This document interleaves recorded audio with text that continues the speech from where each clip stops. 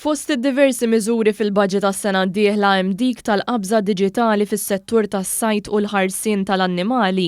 F'konferenza tal-aħbarijiet bit-tema Malta, ċertezza u stabilità, is-Segretarju Parlamentari responsabbli minn dan is-settur Alisha Buġejja Said spjegat li d-diġitalizzazzjoni f'dan il-qasam se ssir permezz ta' investiment ta' 600,000 euro.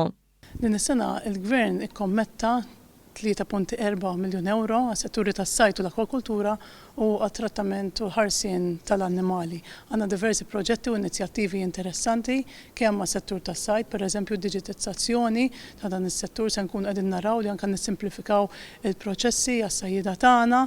Is-Segretarju Parlamentari spjegat ukoll li d-diġitalizzazzjoni hija biss miżura waħda u inizjattivi oħra jikkonsistu f'għajnuna għas-sajjieda għal manutenzjoni tal-bastimenti tal-injam tagħhom.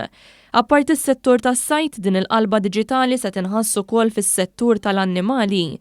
Fil-fatt se jinħoloq sit elettroniku ġdid b'kollaborazzjoni mal-Kummissarju tal-Annimali li mistennija tiffaċilita l-adozzjoni tal-annimali, hekk kif din se tinkludi informazzjoni fuq annimali li bħalissa qegħdin jistkennu taħt soqfa ta' diversi santwarji waqt li jistennew li jsibu dar fejn jistgħu jgawduha għal qbija ta' ħajjithom.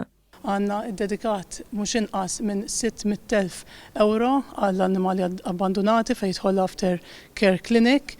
Qegħdin inħarsu wkoll lejn għajnuna lill-kunsilli lokali sabiex anke l-ħidma tal-Gvern tkun fuq il-livell lokali f'tirħula differenti, kif ukoll għajnuna lil volontiera u santwarji differenti permezz tal-Animal Welfare Fund. Buġejja Said tenniet li minkejja l-isfidi f'dan is-settur dan il-Gvern se jimpenja ruħu jaħdem sabiex joffri l-għajnuna neċessarja.